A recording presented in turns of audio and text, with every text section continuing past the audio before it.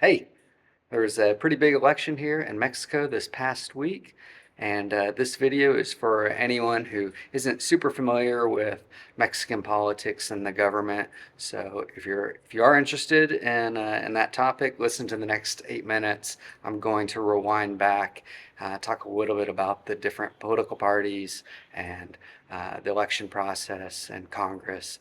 And I'll try to break it down as in its simplest forms because that's about all that I know. But I hope that this helps some of you out. All right, thanks. Hey, today is Sunday, June 2nd, 2024, Election Day in Mexico. The people of Mexico are electing a new president in addition to all members of Congress. There are also thousands of state elections up for grabs, including the mayor of Zihuatanejo.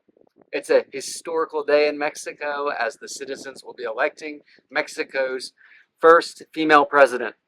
Women only obtained the right to vote here in Mexico in 1953. Side note, in the US, women were granted the right to vote in 1920, and Canada did not allow women to vote nationally until 1960. Although some women in some of the provinces were able to vote as early as 1916.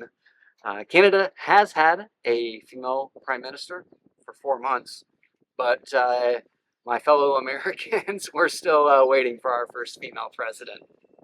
Anyways, Ali and I walked into Centra this morning. There was a long line to vote near the museum, but otherwise all was quiet. Yesterday and today are alcohol-free days in Mexico, so restaurants, bars, stores, they are not permitted to sell alcohol until 1 a.m. tomorrow morning, Monday. So perhaps that's part of the reason that we're so trying. If you don't know anything about Mexico's political system, then I'm here to give you a very, very basic description. This is all factual information based on what I know and what I've read. My opinion does not matter. So I've left it out of my little speech here. I'm a visitor to Mexico, so I just want to make it clear that I'm not making any arguments for or against any candidate or party. Mexico is officially the United Mexican States. The current constitution was enacted in 1917 during the Mexican Revolution. There are three branches of government: the president and his cabinet, Congress, and the courts. The president is elected by a majority of votes nationally, and he or she serves one 6-year term. The president cannot be reelected. Congress is divided into a 500 member Chamber of Deputies and 128 member Senate. The Chamber of Deputies, they serve 3-year terms. They can serve up to 4 consecutive terms, and there are no limits to how many non-consecutive terms they can serve. 300 members are elected to serve electoral districts throughout the country, with the remaining 200 seats being filled by members of each political party based on their proportion of the national vote.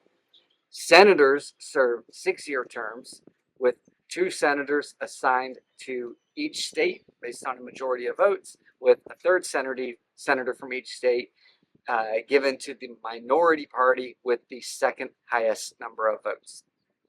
The 32 remaining senators are national senators divided among the parties in proportion to their share of the national vote.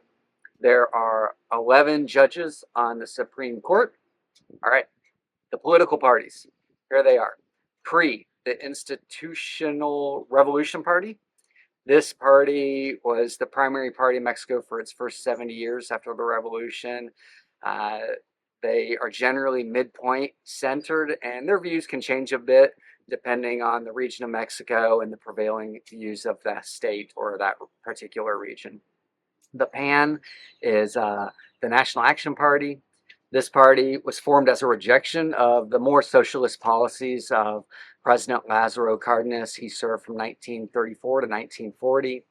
The party is tied to the Catholic Church and the church's social positions, and PAN is pro-free markets economically. They were the first party to take the presidency away from Pre, after Pre had held it up until the year 2000, and that's when um, Vicente Fox won. And then they also Pan won again in 2000 or 2006 with Felipe Calderon. PRD is the Democratic Revolution Party. They were formed in 1989. They're a leftist party. They have a focus on social programs to alleviate poverty. Um, and then they have socially liberal policies on abortion, gay rights, and climate friendly policies. This party split up in 2014, creating the Morena Party. Morena stands for the National Regeneration Movement. And the current president of Mexico, AMLO, or Andre Manuel López Obrador, he led the creation of this party in 2014. They run on a strong anti-corruption platform and are pro-worker, pro-labor union, but they're not as socially liberal as some of the other leftist parties. In 2018, this party swept to power, winning almost everywhere nationally with AMLO in firm control of the party. The Green Party, they're a smaller party with about 5 to 8% of Congress, and one state governor belongs to this party. The Citizen Movement Party, they have 2 state governors, and they have about the same representation as the Green Party in Congress. The Labor Party is the final party in Mexico, and they have about 5% representation in Congress. There were some other political parties, but I think that the smaller parties can lose their federal registry if they don't receive 3% of the votes in the national elections. So as of now, those parties still have some officials and regional offices, but I don't believe they have any national presence. So in summary, there are 7 political parties. For the presidential election today, the 2 candidates are each represented by a coalition of 3 different parties. Actually, there's 3 candidates, but the 2 main candidates. Claudia Sheinbaum is representing Morena, the Labor Party, and the Green Party, and Xochitl Galvez is represented by PRI, PAN, and the Democratic Revolution Party. And then the 3rd candidate was nominated by the Citizens Movement Party, but he is expected to finish behind Sheinbaum and Galvez. Okay, so there you have it.